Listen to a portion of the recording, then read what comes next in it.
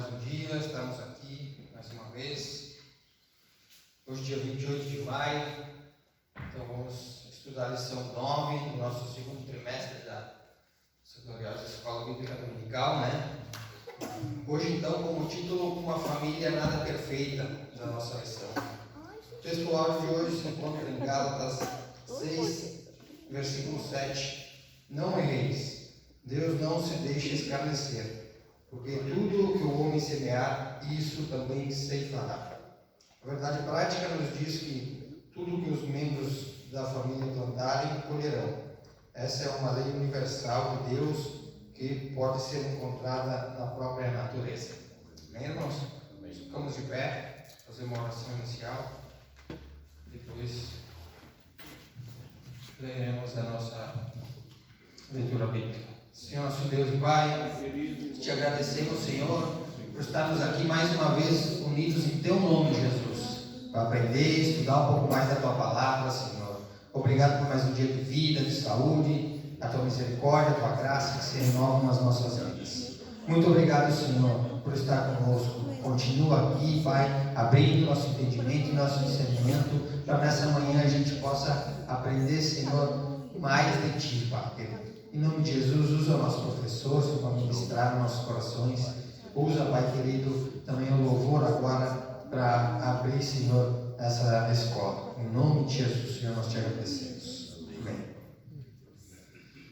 Nossa leitura bíblica em classe agora, então, irmãos, se encontra em Samuel, 2 Samuel, capítulo 3. Então, do 2 ao 5. Depois a gente vai ir para o capítulo 5, 13, 14 e 15.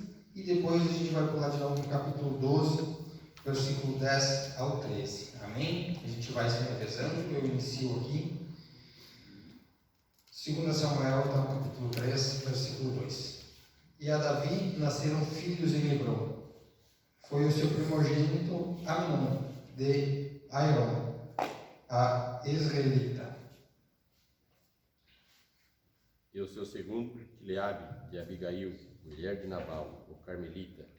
E o terceiro, Absalão, filho de Maaca, filha de Talnai, rei de Gesur. E o quarto, Adonias, filho de Agite. E o quinto, Cefatias, filho de Abital.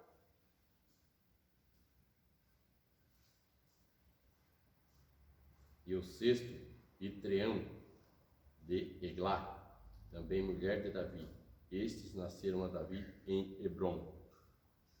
E tomou Davi mais concubinas e mulheres de Jerusalém, depois que vieram de Hebrom, e nasceram a Davi mais filhos e filhas.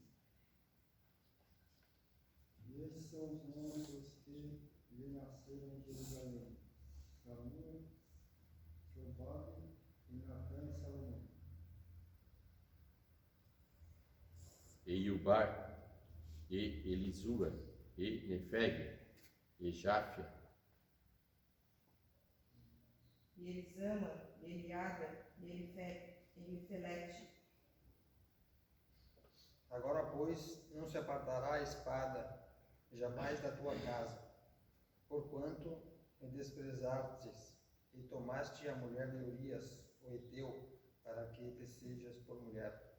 Assim diz o Senhor: eis que eu suscitarei da tua mesma casa o mal sobre ti, e tomarei tuas mulheres perante os teus olhos, e as darei a teu próximo, o qual se deitará com tuas mulheres perante este sol. Porque tu fizeste em oculto, mas eu farei este negócio perante todo Israel e perante o sol. Então disse Davi a Natã: pequei contra o Senhor. Amém, irmãos? Podemos tomar assento. Vamos então louvar o hino 291, a nossa aula cristã. E logo após, então, já com a nossa aula, o nosso pastor Abraham. Glória a Deus.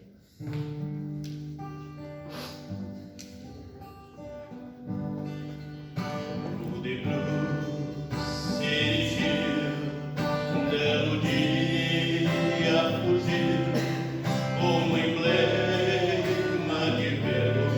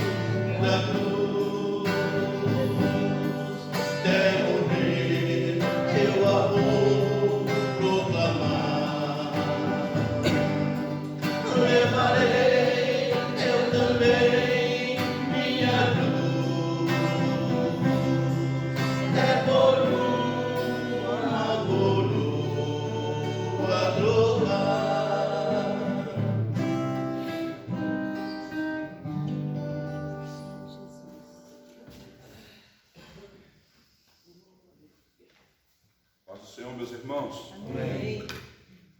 Glória a Deus. Graças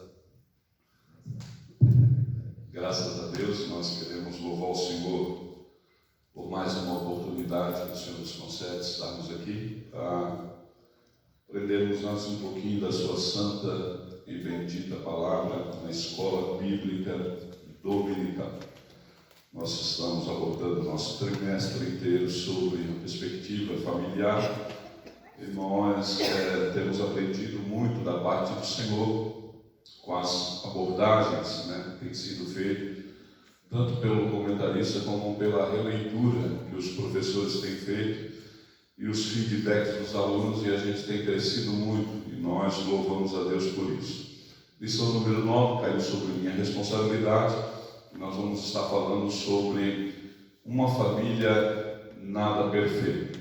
Me parece um título bem lógico. Uma família nada perfeita. Se acuse aí a família perfeita, Então, já começa bastante desafiador a nossa lição. E nós vamos estar falando sobre a perspectiva da vida, da família, nada mais e nada menos do que um dos maiores ícones da Bíblia Sagrada, um dos maiores vultos da Bíblia Sagrada, sem sombra de dúvida, é o rei Davi. Davi, ele tem reservado para ele 60 capítulos na Bíblia inteira, para mencionar seus feitos, sua história, sua relação com Deus, seus salmos. 60 capítulos na Bíblia são direcionados a esse único personagem. Imagine só, nós temos alguns personagens que é só citar o nome, e quanto a Davi nós temos 60 capítulos que estão reservados para mencioná-lo. Só no Novo Testamento ele também é mencionado mais de 60 vezes. Nós sabemos que no Novo Testamento Davi não é o protagonista é Cristo. Mesmo assim ele é evocado, 99% é evocado, presta atenção, é evocado os feitos gloriosos e positivos de Davi. 1% é mencionado as suas fragilidades. E às vezes parece que esse parâmetro, esta ótica está sendo invertida. É muito fácil de ser invertida essa polarização. Às vezes um dos nossos irmãos tem contribuído tanto, mas tanto, glória a Deus, uma vida abnegada, e aí comete um deslize, comete uma falha, nós trazemos aquele único erro, aquela falha e enterramos, sepultamos todos os outros feitos e ações, e me parece que a gente coloca um outdoor bem grande na placa da porta da igreja sobre a falha ou a fragilidade do irmão, e me parece que não cabe mais restituição, restauração, não cabe mais nada. Isso é de uma tamanha implacabilidade que a Bíblia não aprova e a Bíblia não menciona. Contudo, a Bíblia não isenta ninguém de culpa ou não isenta ninguém das suas responsabilidades. Vale a pena aqui frisar. Mas nós queremos falar um pouquinho sobre a vida do rei Davi. Davi e a sua biografia. Olha, se eu for perguntar aqui para os alunos, alguém pode citar alguma coisa de Davi? Vamos lá, quem era Davi? Da onde ele era? Quem são seus descendentes? De que conexão profética ele se encaixa ou faz parte? Vamos lá, me dê o feedback para a gente tornar a aula dinâmica. Pastor. Quem era Davi? A priori não? Pastor. Vamos lá. Pastor de ovelha, literalmente, Vamos lá. Filho de Jessé. Menor da família. O menor da casa. Vamos lá. Vocês sabem muito mais de Davi, não é possível. Vamos lá, um guerreiro que matou Golias, foi um habilidoso músico, vamos lá, tocador de harpa, um ruivo, características físicas dele, rei de Israel, morou aonde? Morava onde? De onde ele era? A posição geográfica dele? De Belém de Judá, a cidade, ou o lugar de nascimento do próprio Cristo. Vamos lá, quem era? Ele fazia parte da genealogia de Cristo? Não? Sim. Então, olha só, se a gente for munir e falar sobre a biografia de Davi, nós temos muitas informações, mas muitas informações mesmo. A Bíblia não escondeu Davi, a Bíblia não escondeu a história de Davi, e é tão precisamente um livro escrito por Deus ou inspirado por Deus, que não escondeu precisamente as falhas de Davi. Vale a pena lembrar, sempre argumento isso com alguém que vem dizer, não, a Bíblia é um livro meramente humano. Eu digo, olha, se a Bíblia for um livro meramente humano, então os homens que escreveram são homens muito limitados quanto à sua intelectualidade. Porque se eu fosse escrever um livro meramente sobre a minha perspectiva, ou sobre os desejos que tem, eu escreveria um livro que me daria vantagem, e não um livro que me colocaria no parede. Eu escreveria um livro que seria permissivo com as minhas vontades, e não um livro que me conteria nos meus desejos e nas minhas paixões. Eu escreveria um livro que facilitaria, quem sabe, eu galgar alguns degraus na sociedade, ou quem sabe crescer de uma maneira muito mais rápida. Eu escreveria um livro que me favorecia, e não um livro que pega o Barley e diz, rapaz, você é miserável, e se tu não andar de acordo com o código desse livro, você vai para o inferno, vai ser condenado eternamente. Ora, meus irmãos, a realidade de que a Bíblia é um livro inspirado por Deus é que ela não abre nenhuma espécie de favoritismo para o homem. Ela é justa e é parcial. Por isso que a gente precisa entender. Então, Davi é um homem que está aí exposto nas Escrituras. Sua história está posto nas Escrituras. Eu posso dizer que é o personagem bíblico que mais salva pregador, sim ou não?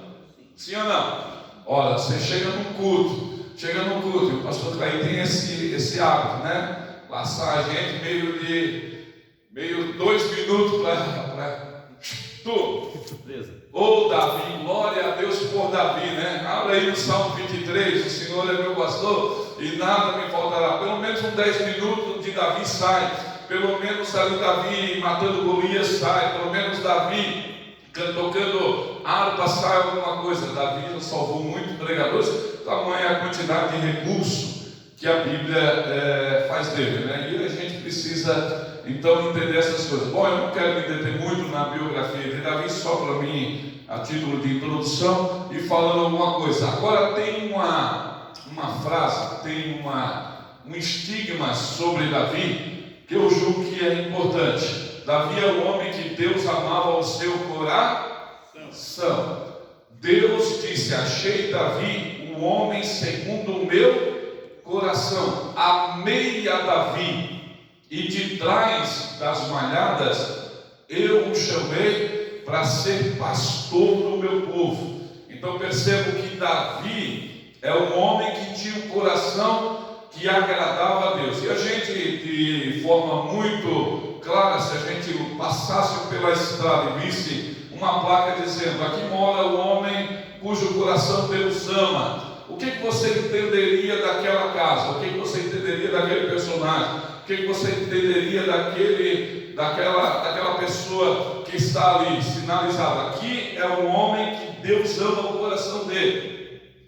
A gente não pressuporia que ali está alguém infalível, sim ou não? Ali está alguém de um padrão moral elevadíssimo. Ali mora alguém que certamente, se nós convivêssemos com ele 1 ano, 2 anos, 3 anos, 10 anos, nós não veríamos fragilidade, ali nós não veríamos temor, não veríamos medo, ali nós veríamos alguém que enfrentaria todas as batalhas de frente e venceria e triunfaria todas elas. Ora, afinal de contas, ali mora o homem cujo coração Deus ama aquele coração. O que você pensa disso? O que você pensaria? Seja sincero, sim ou não? Então, quando a gente isola essa frase, a gente cria aquilo que nós somos habituados a fazer. Superconceito, já viram isso? Já viram, não? Vocês não sabem qual é a diferença entre superconceito e preconceito? E conceito? Então, quando nós deveríamos conceituar as coisas, às vezes nós transbordamos um pouco para o superconceito ou transbordamos um pouco para o preconceito. O que é isso? Vou dar um exemplo. Chegou alguém aqui e ele de repente faz a primeira pregação, alguém que ninguém conhece a vida dele, mas veio aqui e pregou. Aí, como é que é o fulano? Meu Deus, é um anjo. Que coisa tremenda. Aquilo ali deve ser não deve pecar, aquilo ali deve, sabe? E aí a gente vai fazendo aquele super conceito naquela primeira impressão. E a gente tem essa habilidade de fazer isso. Contudo, a gente também tem, às vezes, transbordados para o lado negativo da coisa. Quando a gente deveria só conceituar, a gente vai lá e faz um preconceito. Então, isso aí não tem jeito, não dá, não tem como. Só através de uma leitura rápida ou pontual de uma fragilidade ou de uma falha, ou de um erro, ou de um desvio de caráter. Calma. A Bíblia sempre vai trabalhar sobre a viga do equilíbrio, sempre. Presta atenção no que eu estou dizendo aqui. A Bíblia sempre vai trabalhar sobre a viga mestra do equilíbrio. Nem tanto ao céu e nem tanto ao mar. Vamos dar tempo ao tempo e as coisas vão se definindo. As coisas vão se definindo. Quem a gente achava que era o Superman do Evangelho não é tão indestrutível assim. Tem as suas fragilidades. E quem a gente achava que era um fraco, um moribundo, que está prestes a dar o último suspiro na vida espiritual, ainda tem força suficiente para continuar e terminar sua caminhada. Calma, a gente não precisa se precipitar. Como é que eu sei disso, Marley? Só conviva com a pessoa. Só vá vivendo com as pessoas. Quando você chega de repente num lugar e as pessoas vão se aproximando e ela já vem com um relatório pronto, já viu isso? Porque sempre tem, pastor ele é alvo disso aí, não é pastor Clay. Pastor Clay, não só o pastor Clay, qualquer pastor, qualquer líder, chega numa determinada igreja, sempre tem os secretários, já viu? Não o secretário executivo da igreja, mas o secretário, ele vem com a prancheta, pastor, se aproxima aqui, pastor, pode se aproximar, que eu vou dizer para o senhor quem é quem na igreja. Eu vou dizer para o senhor quem é quem. Ó, com esse aqui o senhor, cuidado, hein? Mas você percebe que a lista, a pranchetinha dele, 90% é só problema, é só gente ruim. A leitura dele é um óculos, sabe, darkiano, um óculos de treva. Ele nunca consegue fazer uma leitura positiva da pessoa. Ele nunca diz, olha pastor, aqui o senhor vai ter um monte de gente que vai confiar no senhor e vai ajudar. Fulano, ele pode até ter esse jeitinho meio assim, frágilzinho, mas é muito bom nesse sentido, é muito bom nesse outro sentido, ajuda muito nesse outro sentido, é um bom contribuinte, faz isso, faz aquilo. Se o senhor precisar diante disso aqui, ele sempre faz isso. Eles nunca fazem isso. O quanto que deveria fazer? Porque deveríamos conceituar. Então eu tenho muito dito, eu disse para o pastor isso, não, o senhor vai conhecer quem é quem. Vai acabar conhecendo, meu irmão, vai começar a conviver, vai ter os embates, vai ter, sabe, os cruzamentos na vida social da igreja, vai ter os cruzamentos. Não é possível que o pastor Clay não vai esbarrar comigo no púlpito, não vai esbarrar de trombar, não. Esbarrar no sentido, a lei faça isso, e ele vai colher a minha posição, vai colher, sabe, as minhas, aquilo que eu vou dando, as informações para ele, e ele vai conceituando quem sou eu, quem é o João, quem é a Rosane, quem é a Jenny, quem é o Sama, quem é o Ruth, ele vai conceituando. Então às vezes a gente se precipita muito na questão de superconceituar ou também de preconceito. Agora vejam só, o homem que Deus amava, o seu coração, o coração que Deus amava era cheio de altos e baixos. Agora deixa eu fazer uma pergunta. Deus certamente, não uma pergunta não, uma afirmação. Deus certamente não sabia que o coração de Davi era como se fosse uma montanha russa, né? Eu não sabia. quando decidiu amá-lo? Não sabia? Deus sabia, irmão. Percebam, Deus ama apesar das nossas fragilidades. Deus ama apesar das nossas falhas. Deus ama ademais dos nossos acertos. Deus ama ademais das nossas habilidades. Então não é obra que garante o amor de Deus. Não é obra que garante o amor de Deus, é incondicional. A gente poetiza tanto essa frase, já viu? Sim ou não? Já viu? Não, seja sincero comigo. A gente não é poetiza. Deus ama incondicionalmente. E aí quando a gente está, então me explica como é que funciona o amor de Deus. Aí qual é a primeira coisa que a gente faz? Lista as condições. Isso é uma discrepância. Não existe. Se Deus ama incondicional, Ele ama apesar de condição. Qual é a resposta que eu dou a esse amor? Aí sim, aí é outra leitura e outra postura. Deu para entender? Sim ou não? Deu mesmo? Porque tem gente que vai já pode estar achando que eu estou dizendo, quer saber? Viva a vidona aí, porque Deus vai te amar. Sim, Deus vai te amar independente da vida que tu vive. Ou Deus não ama o mais vil pecador lá fora? Ama ou não? Sim. Não, seja sincero. Deus ama o estrupador? Deus ama o assassino? Deus ama o drogado? Deus ama o adúltero? Deus ama o homossexual? Sim ou não? Deus ama, irmão. Não confunda amar, com a resposta que quem é alvo do amor terá que dar a esse amor. É diferente, é outra coisa. Diz que Moody foi interpelado no salão de um dos hotéis onde ele estava pregando, e o cara chegou e disse: Senhor Moody, o senhor pode ir na minha casa? E o Moody disse: sim, eu posso ir. Vocês sabem, Moody, o cérebro ganhador de alma. E Moody disse: sim, eu posso ir. E o cara abriu, e quando Moody foi saindo com ele, a maioria das pessoas que conheciam o cidadão botaram a mão na cabeça e disse: é o fim de Moody. É o fim de Moody. Por quê? Porque se tratava de um dos maiores assassinos da região, um dos maiores mercenários. E o cara levou Moody para a casa dele e Moody foi. E ele abriu uma gaveta e disse: Senhor Moody, com essa arma aqui eu matei 8. Com essa faca eu dei cabo da vida de 3. Com essa outra arma eu matei mais 5. Com essa espingarda que está pendurada na parede, eu tirei a vida de mais tantos. Deixa eu lhe fazer uma pergunta: ainda tem esperança para mim?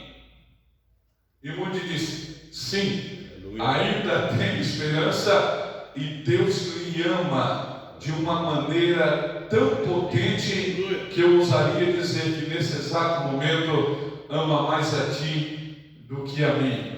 E o cara, caiu com o joelho no chão e confessou a Jesus como o único e suficiente Salvador. Se nós formos aplicar nossa lógica, o nosso código moral, nós nem iríamos para a casa do cara. Sim ou não? Sim. Bom, mas isso aí é Moody, né?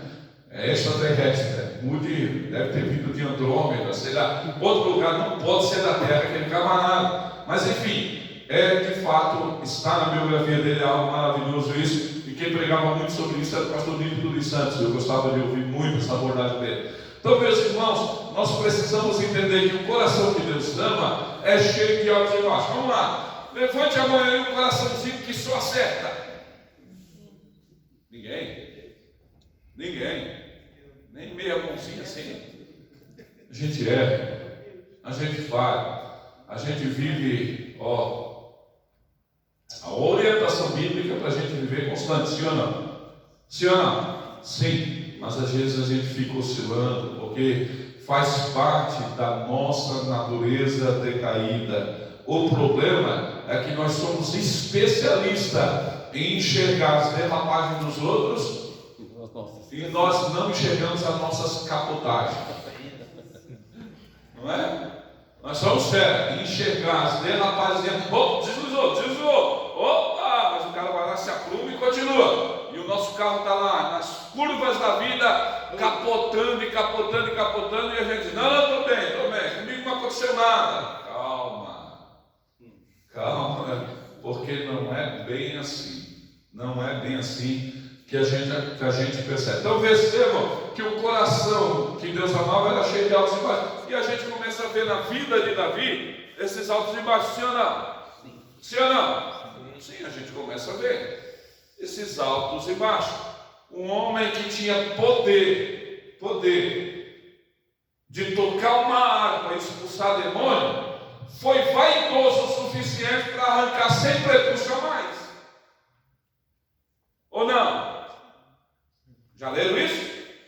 Porque o Saul disse, Davi, se tu me trazer sem prepúcio de filisteu, eu te dou Mical, minha filha, para casar contigo. Davi foi lá e ele matou o dobro de filisteu, trouxe 200.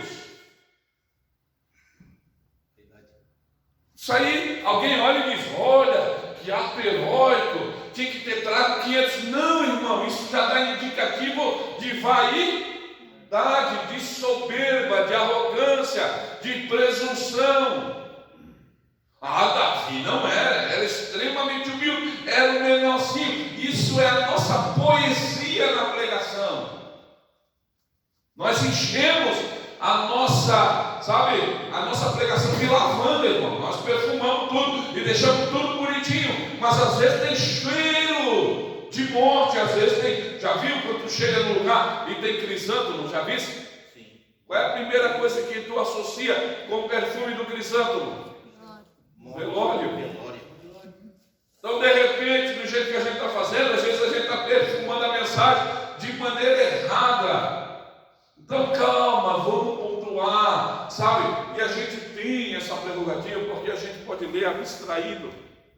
Porque uma coisa é Davi tomando as suas atitudes e decisões no cerne, no meio do olho do furacão das suas batalhas existenciais e das suas batalhas de quanto rei, quanto servo, quanto escolhido de Deus, quanto pastor.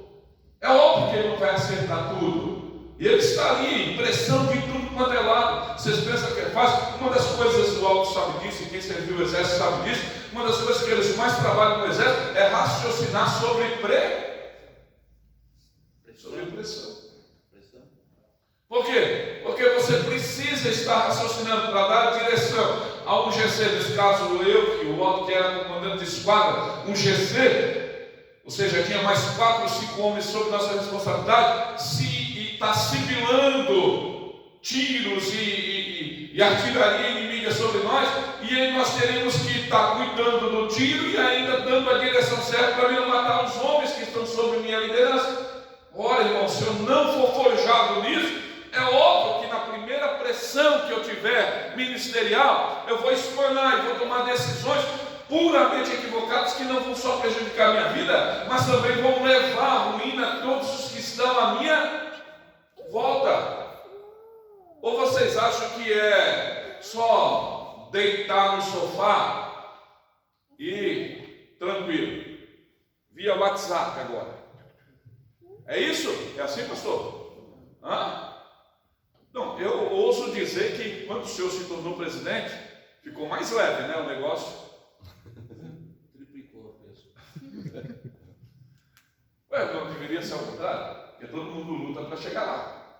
E todo mundo luta para chegar lá, pensando o seguinte, bom, então quando eu chegar lá, aí sim, aí acabou a prova, aí acabou a luta. É por isso que eu levei 25 anos. Aí acabou tudo, é porque certamente eu vou estar ali, é fácil, dá uma hora, faz, e ele se faz. Nós somos o centurião lá, né, o romano lá. Eu tenho tem soldado que não, irmão, mas uma coisa é a ordem por pax romana, pela espada romana. Ou tu faz, ou tu morre. Não é assim, todo mundo lhe obedece, pastor Cleide? Nem deve.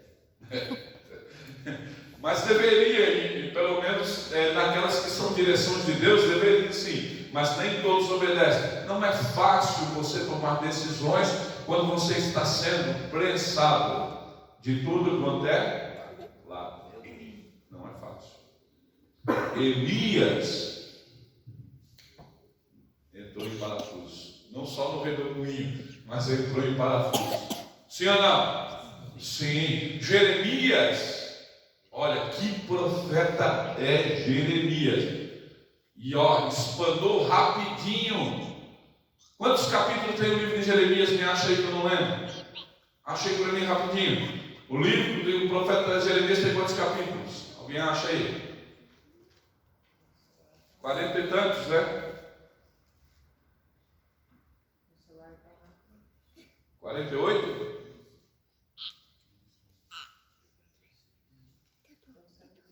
Ó, próxima lição da escola dominical tem que orar os livros, hein?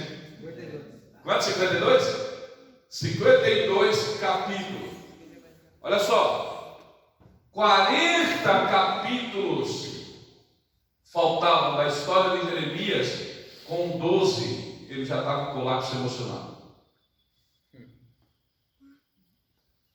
Com 12 ele já estava dizendo: quer saber, Senhor? Eu acho que o Senhor armou foi uma cilada para mim. Eu acho que o Senhor me enganou. Ele disse isso para Deus, não disse para o pastor Cleiton. Eu acho que o Senhor para mim é um ilusório ribeiro, águas engano. Nossa, sabe o que é isso? Ele está chamando Deus de ilusão de ótica. Ele está dizendo assim: ó, eu comecei a caminhar no deserto e achei que na primeiro rompante de sede que eu tivesse, o Senhor se apresentaria para mim como uma fonte de água. Mas eu estou descobrindo que na verdade eu vejo uma fonte de água, quando eu chego perto é uma miragem. O Senhor está me enganando? Porque eu não estou entendendo nada. 12 capítulos no relento de colapso emocional e espiritual. Jeremias. Então todos os homens de Deus viveram sobre, sabe, essa panela de pressão que é tentar acertar as coisas em Deus em detrimento da nossa fragilidade humana. Como conciliar isso? Como diminuir a tensão nessa montanha russa que a gente vive? Nessas guerras existenciais? Será que não tem ninguém aqui nessa manhã? Olha que nós estamos em bem pouquinho. Será que nós não estamos ninguém aqui que está em conflito existencial dentro de si? Está tudo, aguinha com açúcar, tudo tranquilo. Será que você não está aqui dizendo: Deus, não sei, quero acertar, estou errando, me ajuda? O apóstolo Paulo entrou nisso. Aleluia, Jesus.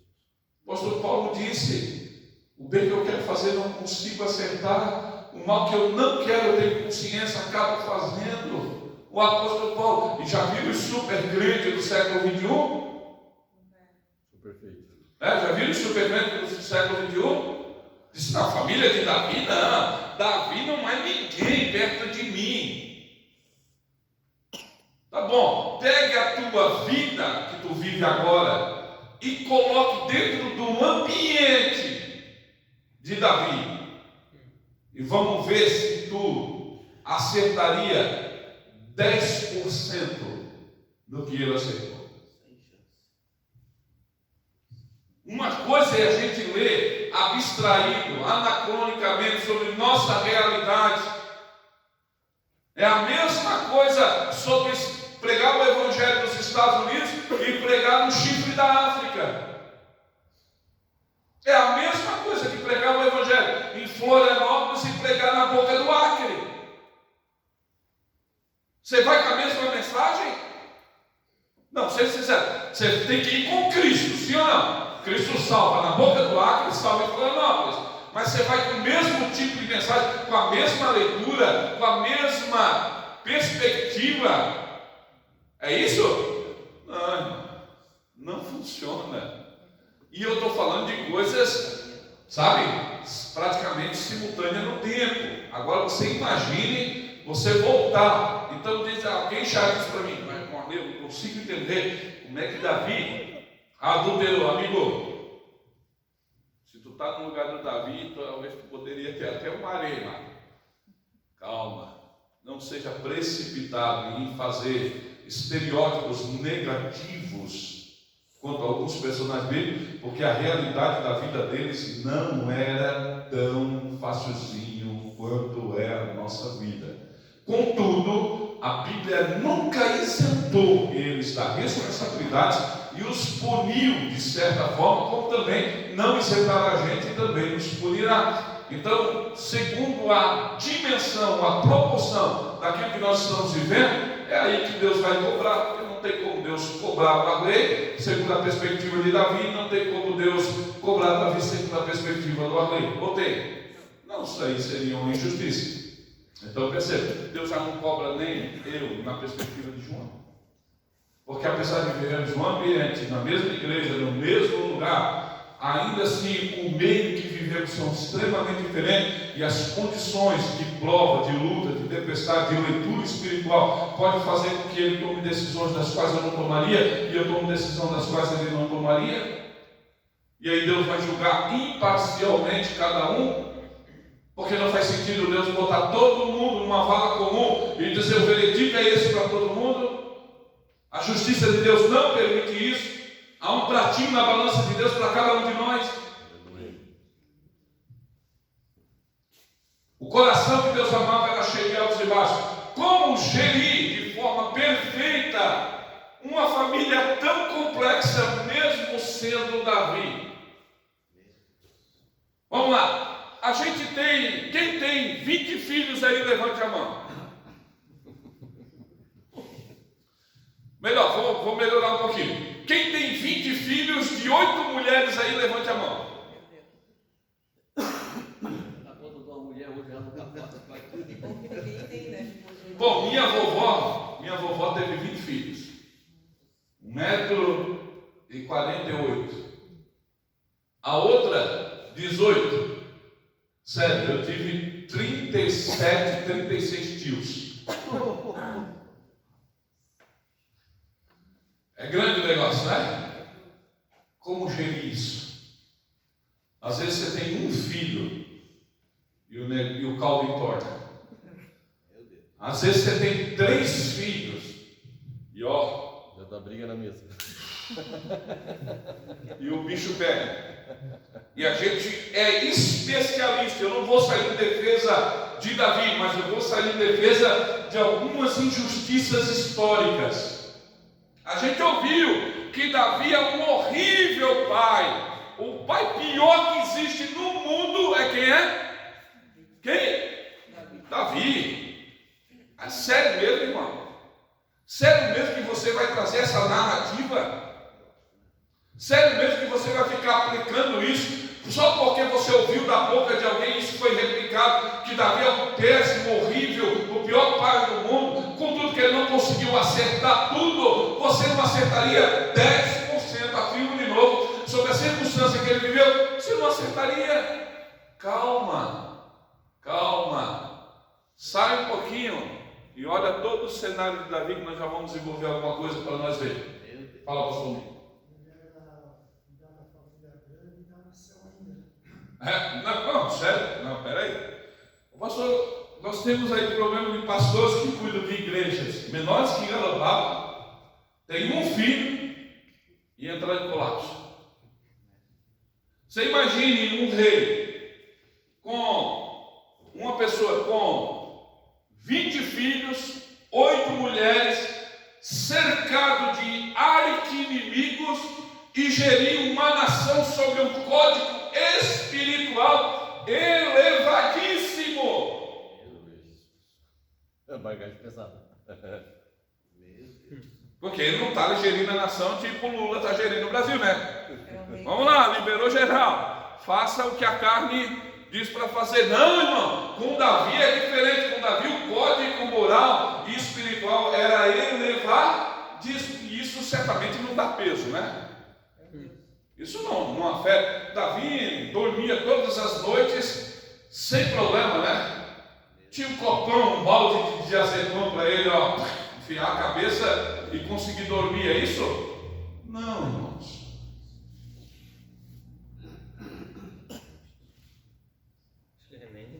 Eu estou forçando um pouquinho para a gente pensar um pouquinho fora da caixa.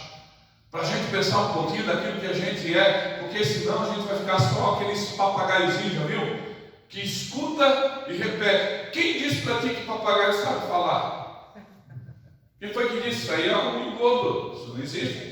Papagaio não sabe falar. Papagaio repete foneticamente, mecanicamente, frases que ele escuta. O falar tem prerrogativa, ou pressupõe raciocínio. Quando ele diz loro, loro, ele não sabe que ele é o louro. Mas quando tu diz Arley, Arley, eu sei que eu sou Arley, o axioma de Descartes, penso logo existe.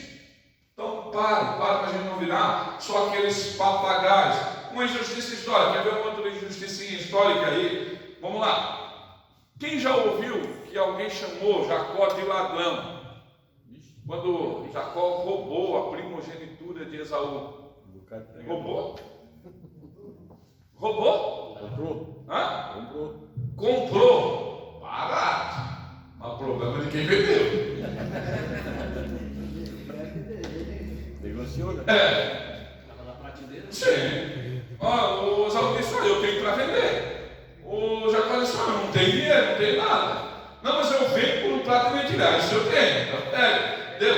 Problema de quem vê, deu. Perceba, a Bíblia não diz, porque Jacó foi profano, porque comprou a primogenitura de Esaú por um prato de leitura. A Bíblia diz, porque para que não sejamos profanos, como foi Esaú, que vendeu, trocou a sua primogenitura por um prato de lentilha. Nós nem pensamos no texto. A gente escuta um pregador que diz, Jacó é ladrão, hein? E a gente sai, acha bonitinho e diz, ei gente, Jacó é ladrão. Para, irmão. Vamos reparar algumas injustiçazinhas históricas aí, porque senão a gente vai sempre comprometendo, só replicando coisas que não é verdade. E mentira dita 3, 4 vezes, ela começa a pegar força de verdade. Sim ou não? Sim, irmão. Você conta uma historinha, cria uma... não faça isso. Já vou dizer para não fazer. Mas se você criar uma historinha na tua mente, que você foi em tal lugar, na tua infância, fiz isso, tu está criando agora. Tu conta isso para o fulano, conta isso para o ciclano. Se tu contar 10 vezes, fixa na tua memória, e depois tu está jurando por Deus. Não, eu juro por Deus que eu fui. Então, calma. A gente precisa se acalmar um pouquinho. Tá? Algumas injustiças históricas. Vamos lá. Como gerir de forma perfeita uma família tão complexa, mesmo sendo Davi? Davi casou com quem primeiro? Quem foi a primeira mulher dele? Mical. Teve filhos com Mical? Não. Por quê? Murmuração. Tu quer dizer que a murmuração esteriliza? Esterilizou, né? Os crentes ficam brincando, né? Mas murmuração esteriliza, irmão. Às vezes não recebe a bênção, não entende por quê. Rejeitar a glória de Deus pode esterilizar, pode trazer sentenças irrevogáveis. Um dia uma irmã chegou para mim, lá em Videira. Meu pastor, eu estou decepcionado com meu marido. Orei tanto, mas tantos anos por ele, para toda vez agora que der um barulhinho lá na frente, ele vai para lá e começa a dançar, a se agitar. E eu não sou assim, eu sou comedida, eu sou isso e aquilo. E eu não quero que ele seja assim. Eu disse, entendi. A senhora ganhou ele para a senhora, não foi para Deus, né? Então a senhora quer que ele seja um fantochezinho, um cretezinho, sabe? Um ventrículo, boneco ventrículo, né? Nas suas mãos. Então, tivesse deixado ele no mundo. Porque a pior coisa que tem do que ser escravo de Satanás é ser escravo de religioso. E o Satanás ainda permite farra. O religioso não permite isso e ainda domina tudo, quer matar a pessoa. Eu disse, a senhora tem que parar com isso. Ele tem as próprias personalidades dele. Agora, deixa eu dizer uma coisa para a senhora. É melhor ver Davi dançando na frente da arca do que Davi na janela espiando Batseba tomando banho. Tem muitas mulheres que desejariam ter o seu marido na posição do seu. Ele não é escandaloso, é só um cara de. Sabe aquele mais eufóricozinho. Na posição que o senhor está. E a senhora quer jogar uma lata do lixo de novo?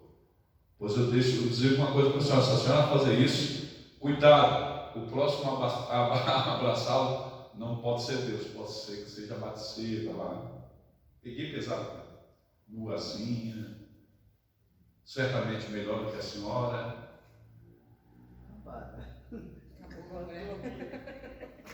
Regalou os olhos.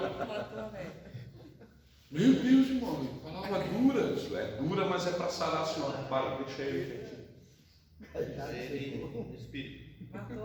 Passava uns 6 meses, eu olhava, ele vinha para frente, dava uma agitadinha, eu olhava, ela se encostava do lado.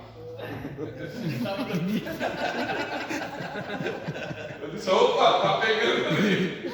Dá umas áreas, cuidado, a gente não precisa, a gente pode se precipitar. Mical ficou de lado, vamos lá. Davi casou 8 mulheres, 7 mulheres e concubinas. Qual é o problema de Davi? Foi não ter um filho espiritual para poligamia, sim ou não? Bom, poligamia nunca foi autorizado por Deus.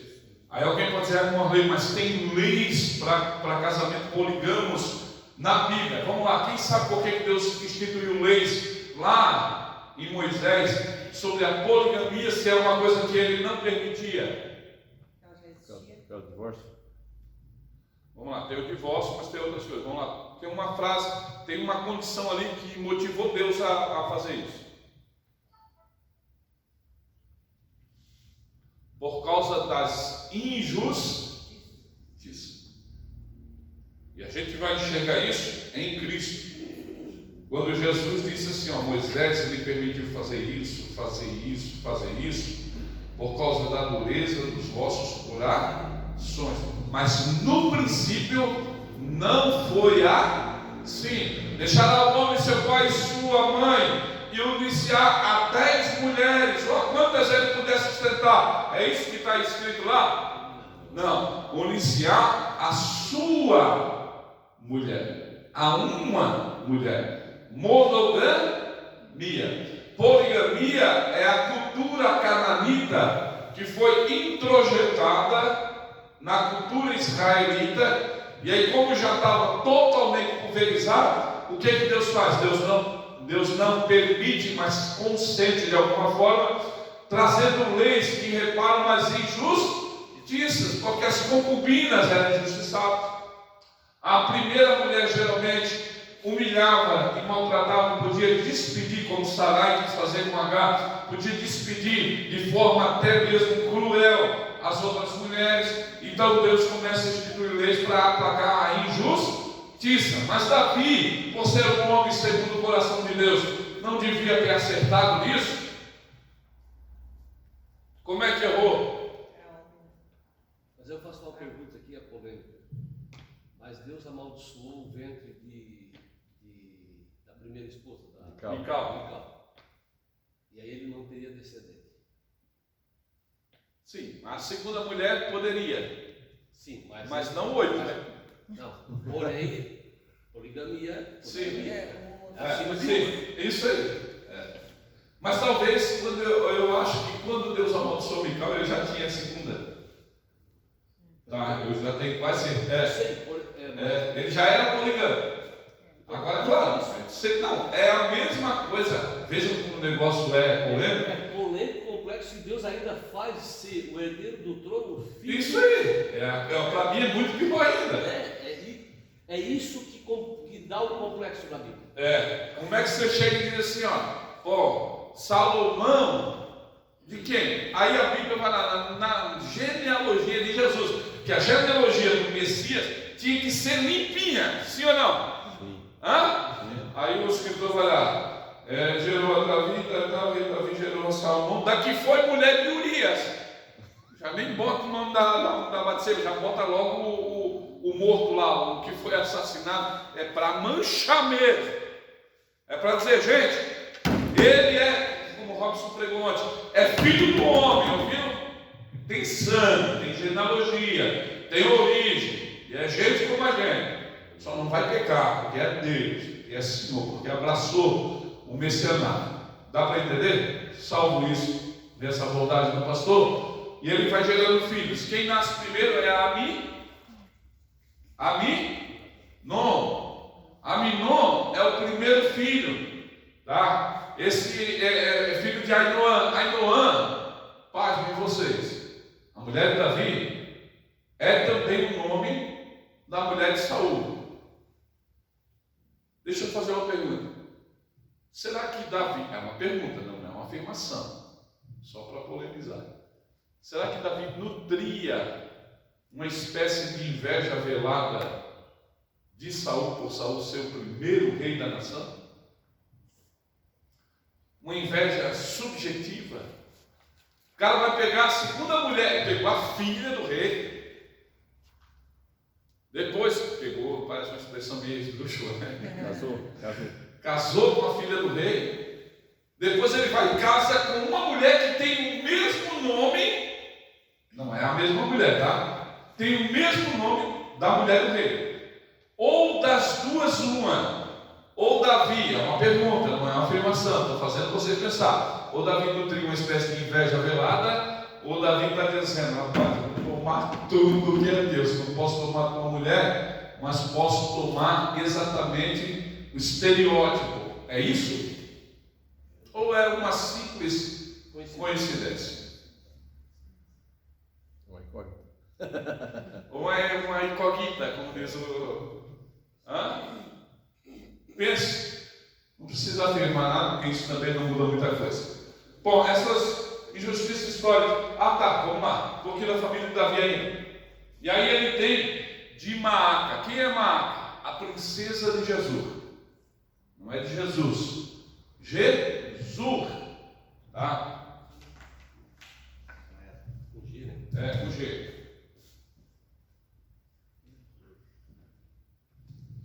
Aí, rapaz, aqui tem uma implicação institucional muito poderosa.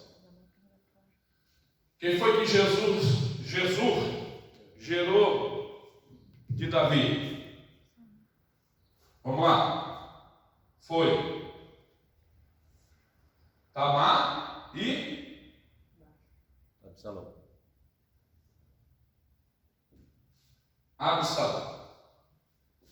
Percebam que Absalão e Tamar têm realeza, não só por parte de Idá, mas também por parte de Maaca, que é princesa, era filha do rei de Jesus, princesa Maaca. Vocês acham, vou abrir um pouquinho a parede de vocês, vocês acham que o amor de Davi a Absalão a priori é só uma questão de favoritismo paterno, ou ele está sendo enxovalhado por uma condição monárquica? Quer saber? Gente, não gosto, eu tenho 20 filhos, mas meu preferido mesmo é Absalão. Eu amo Absalão porque Absalão é bonito, que Absalão é isso, que Absalão é aquilo. Não é só isso?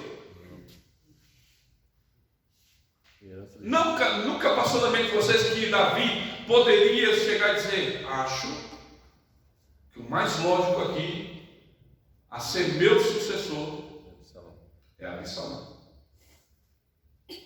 Meu reino vai ficar muito mais forte. É uma coalizão.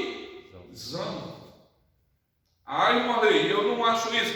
Irmão, não tinha como isso não pesar na balança, porque ela disse que eles viviam.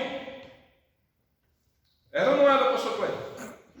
O reinado vivia sobre alianças, coalizões, sobre, sabe?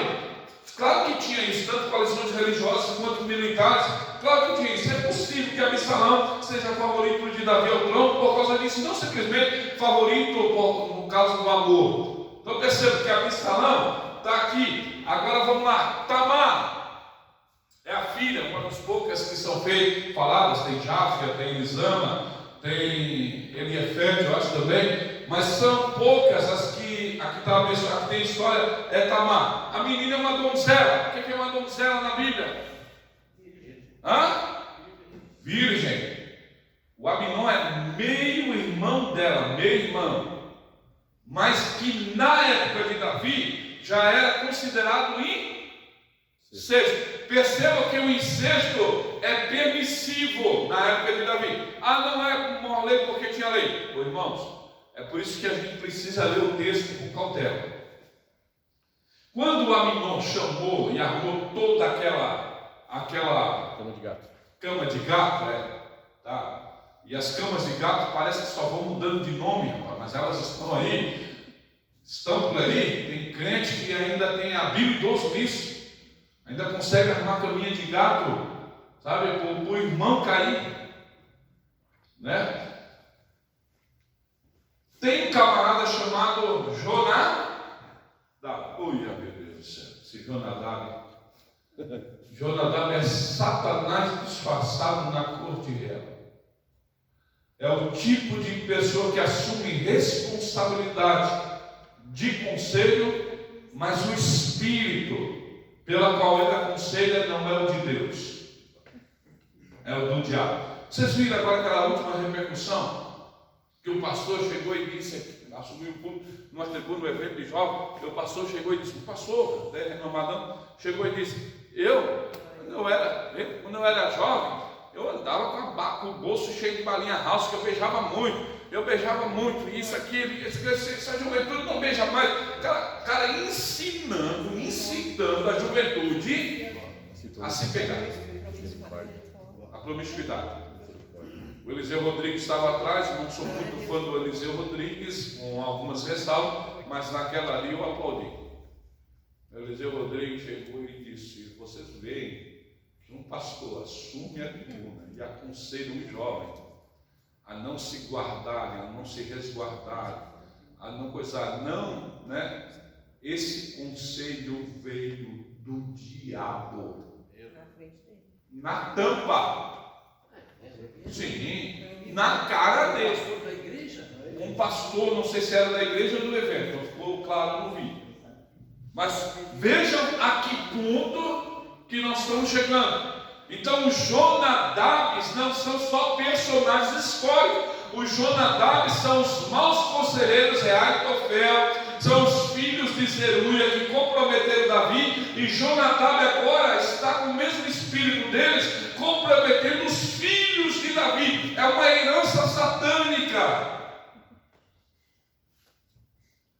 que vai se empregando na corte. Agora entende, corte, presta atenção, entenda a corte aqui como sendo emblema de pastorado hoje.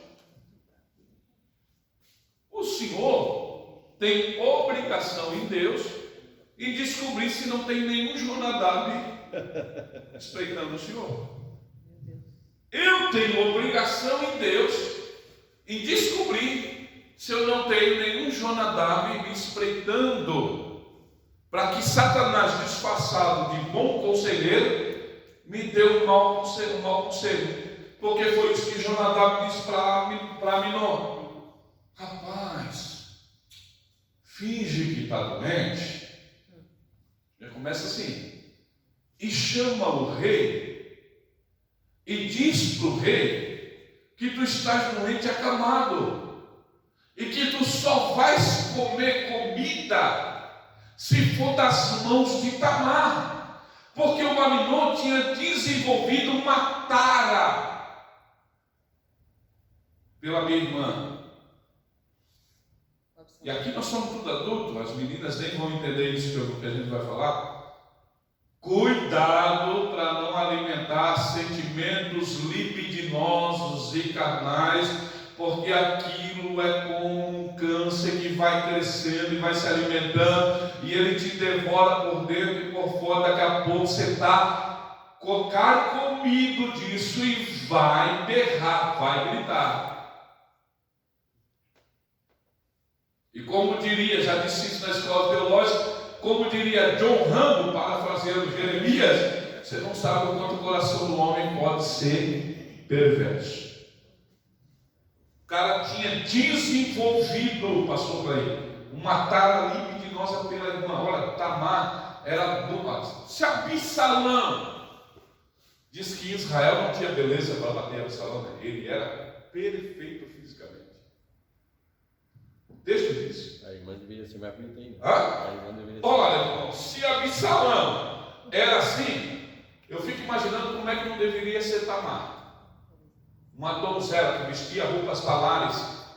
Aquilo o Aminon ficou piradão. Agora perceba, eu volto no incesto que eu não percebi. Perceba que além de ter uma lei regimental em Moisés que proibiu o incesto em Israel, olha que Tamar dá a resposta quando ela percebe a intenção de Aminon. Qual é a resposta que ela dá? Não me forces a nada, me peça ao rei e ele certamente me dará para ti. Acha que ela falou isso só para escapar? Pode ser. E aí talvez entendendo que Davi negaria? Pode ser, sim ou não? Pode. Mas também pode ser que já havia uma espécie de permissão incestuosa em Israel no reinado de Davi? Sim ou não? Pode ser também. Pelo fato de ser Meio irmão, não era irmão completo. Pode ser ou não? Pelo fato de ter na própria história Abraão com Sarai. Pode ser.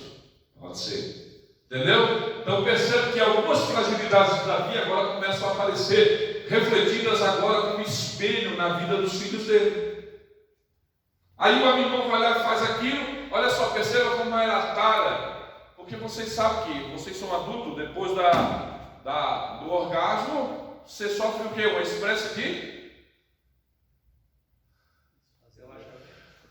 Peraí, eu vou usar uma palavra mais pesada, tá? Aqui, ó, se o orgasmo é euforia, quando para, o que acontece? Deprê? Literalmente. Nos homens é depressão, literalmente. Acontece uma depressão. Sim, senhor.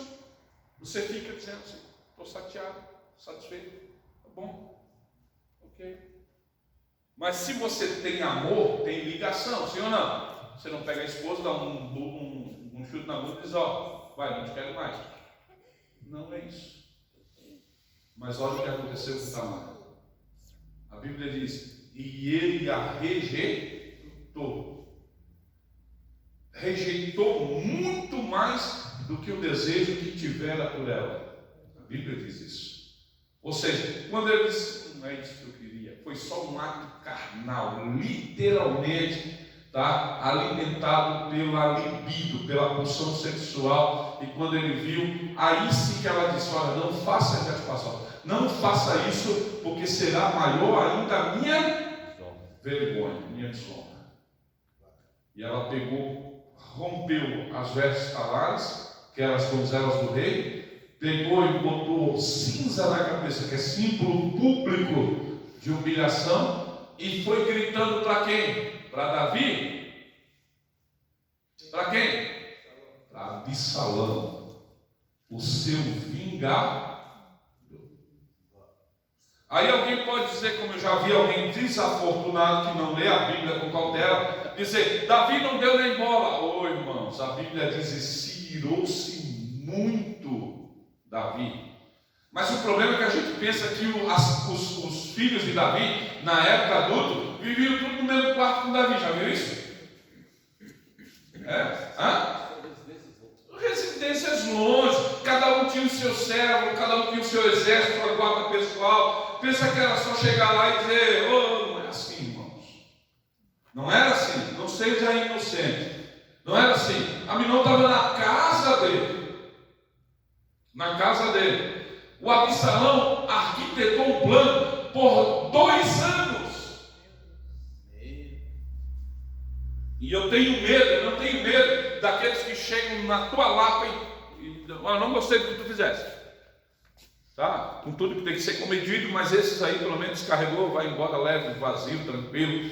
Acabou. Agora, meu irmão, aquele que fica arquitetando, que é introspectivo, que vai só, sabe, armazenando, ele é uma bomba relógio que vai explodir. Cuidado, os quietinhos, já viram o ditado? Não mexe com o quietinho.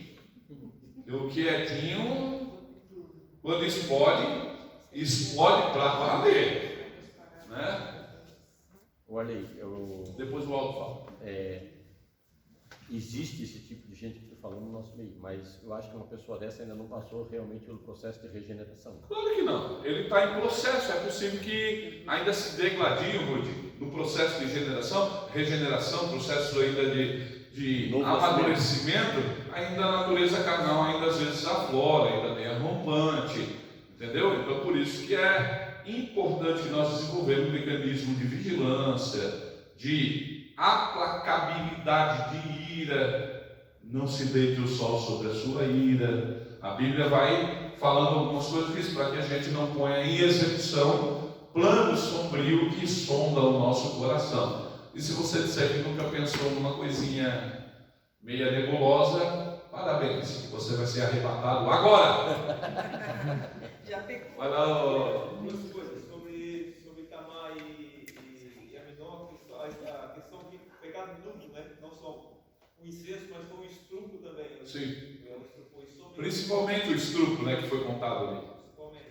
E sobre a questão, a esfera diabólica agindo sobre, vocês comentando agora, sobre essas pessoas, agindo sobre a vida do Pedro, tentou influenciar Jesus para não ir para a cruz. O próprio Judas foi influenciado por essa ação diabólica, né? E a mesma esfera que atua no nosso meio hoje. Às vezes o camarada está sendo influenciado pelo diabo para causar uma divisão, uma briga, ou prejudicar o irmão, e nem percebe às vezes que está sendo direcionado pelo próprio diabo. Olha, eu não sei, diante de Deus eu vou falar isso. Eu não sei se o que eu vou falar agora já existe, mas está vindo na minha mente uma frase que eu vou dizer agora. Pesquise para mim se já existe, porque eu não quero o mérito para mim. Mas se não existe, se já existe, é a revelação que Deus está me dando. Eu juro, não devia perguntar se sim ou não, mas eu digo que o que eu vou falar agora, Satanás não tem pálpebras. Não dói. Pesquisa aí se Satanás tem pálpebras. Se alguém já falou isso de mim e patenteou, eu não vou querer algo, velho. Tem? Não? Disse o professor Arley, está gravado. Disse eu, assim diz eu. Satanás não tem pálpebras, não dói. Tá? Então a gente precisa entender. O Absalão arquiteta, olha aqui, arquiteta por 2 anos, já estou concluindo. Arquiteta por 2 anos. E disse para Davi, vamos lá na minha casa, eu quero todo mundo. Davi disse, não, vai ser, essa galera come na brincadeira, são mais de 20 irmãos, vai ser pesado para ti. Absalão tinha tosquiado. Além de tosquear a ovelha, ele tosqueava o próprio cabelo todo ano. Quanto que pesava o cabelo de quem acertava dar um pirulito? Nota aí, gente, quem acertava dar um pirulito na próxima CBD. Qual era o peso? Não vale pesquisar, já tem gente olhando no celular. Não pode ir para o santo Google. Quantos pesava o cabelo de Absalão? Todo ano. Porra. Vocês 3 quilos iam usar. 1,5 kg.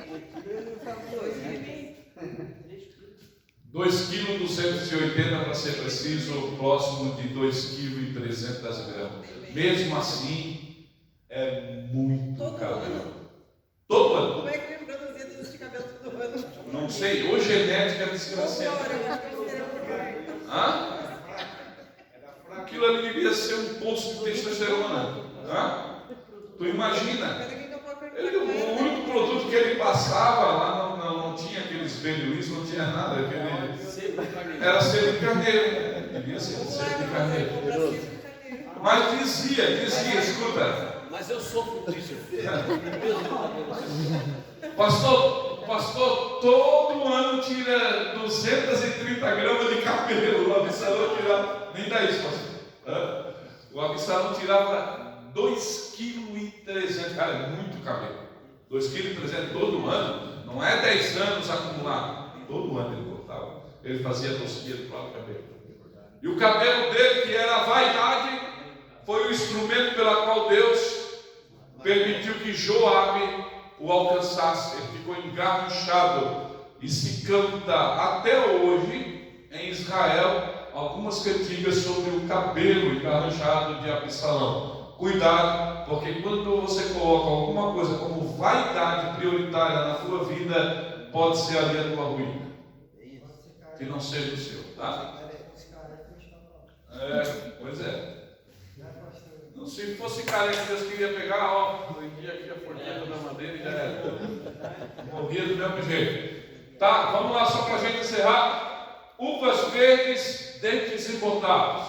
Ainda vale a premissa de que nem todos os filhos conseguem obedecer os pais, ademais de terem orientações saudáveis e com temor de Deus da palavra. Alguns são filhos rebeldes, casa rebelde, ovelha negra, literalmente, são rebeldes, alguns são, outros, de repente, podem sim sofrer uma influência. Mas o que a Bíblia diz em Ezequiel?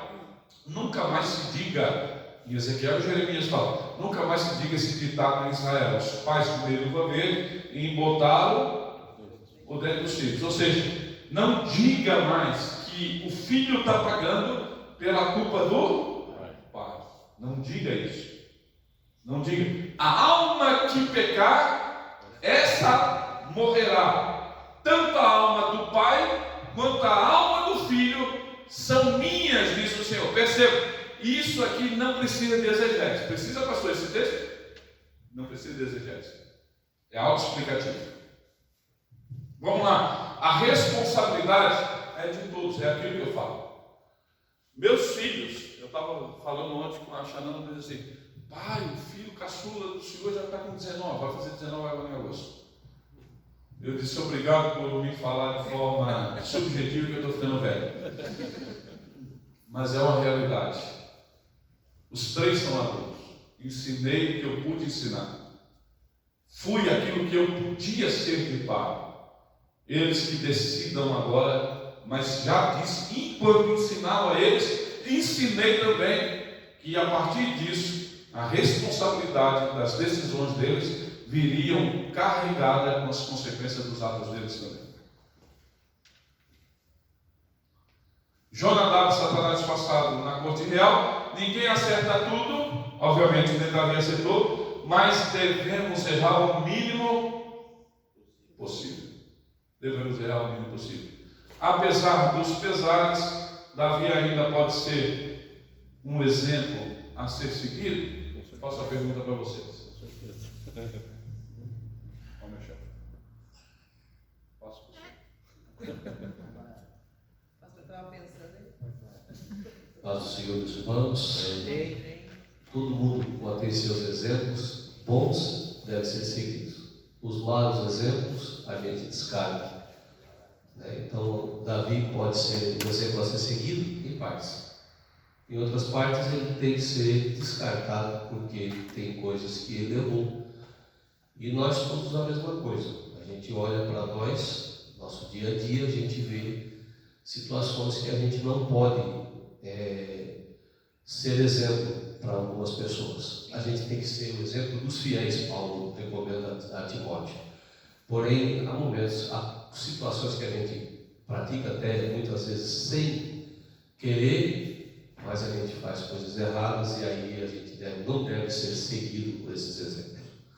Queridos, obrigado, uma aula abençoada que tivemos nesta manhã. E a grande verdade, o grande desafio, quando você tem filho pequeno, você pode falar, você pode... Eu fui o maior exemplo disso. Né? Quando uma criança, quando era solteira, eu pregava já desde menino, eu prego. E naquele tempo que eu pregava, me envermelhava, dava pulo e saltava do lado, piruleta, dava voo, né? Se fosse por voar, eu saia rolando, mas naquela época, magrinho, forte.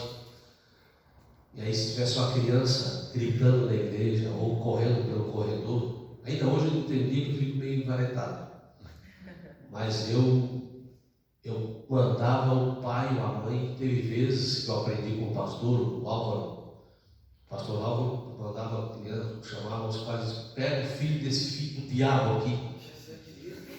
O pastor Álvaro, mas ele sabe disso, está jubilado, mora em Barra do Sul, jubilou em Bombinhas.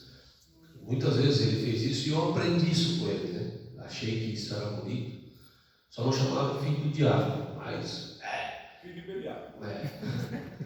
Mas eu berrava, eu ficava bravo com crianças e tal. Mas aí meus filhos foram indo. E aí? Escola. E essa língua não tem osso. Ô bichinha desgranada. Quando os filhos crescem, irmãos.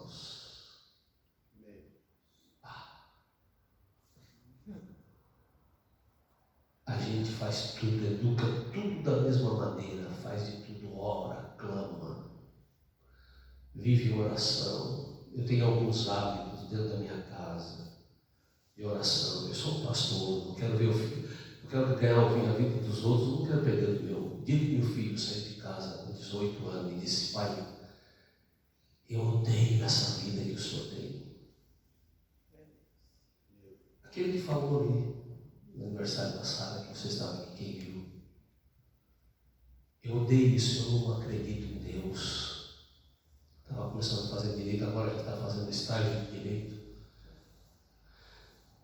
Não acredito nada disso, porque eu não precisava trabalhar, o pai poderia ter me sustentado, o pai ganhava muito dinheiro, o pai pagou por tudo para... Tu não é nem nascido quando eu ganhava dinheiro.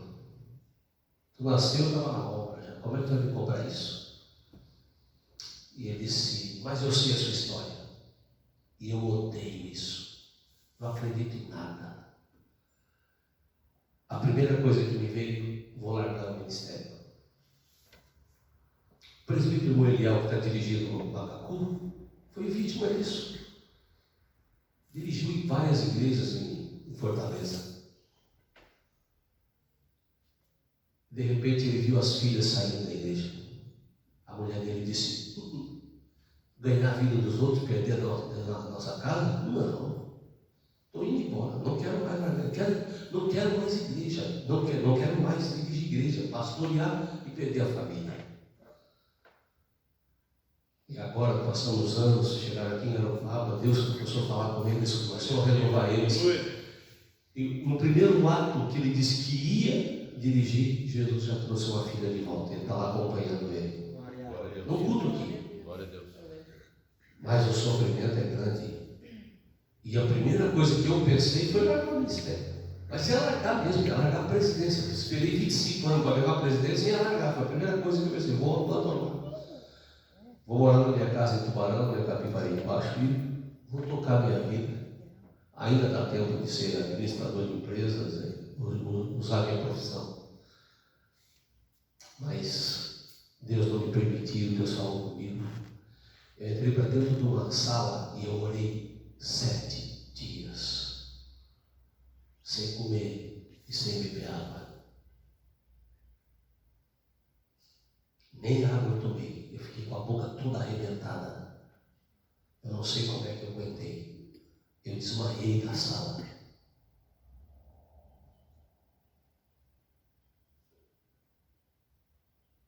Não brinque com o que você pensa, no que você fala. Porque eu falei e brinquei algumas vezes, achei que eu ia ter tudo sob o meu controle. E desbancou. E eu já chorei lágrima de sangue. Nada está sob o nosso controle, queridos. Tudo está sob o controle de Deus. Tudo que a gente tem que fazer é tentar fazer essa frase aqui. Errar o mínimo. Fique de pé.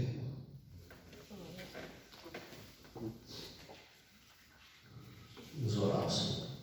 Querido Deus, nos despede em paz, depois dessa boa reflexão desta manhã, para nos ajudar, Senhor, a refletir grandemente, poderosamente, sobre tudo que somos, porque somos falíveis, somos pó, somos muitas vezes, Senhor, voltados a pensar que está tudo sob o nosso controle, e muitas vezes o Senhor mesmo já tem algo preparado diferente, o Senhor tem experiências a nos dar diferente. Cuida de nós. Aleluia. Cuida da nossa casa, cuida da nossa família. Em nome de Jesus. Cuida, Senhor, Em nome de Jesus. Não deixe que não aconteça nada com a vida dos teus filhos, nem com suas famílias. Mas também faça com que nós entendamos os projetos, os teus preceitos, os teus desígnios sobre nós. Deus, obrigado pela tua graça e a tua misericórdia. Em nome de Jesus. Todos digam amém. Amém. Vai na bênção do Senhor, tenha um bom domingo nesse dia.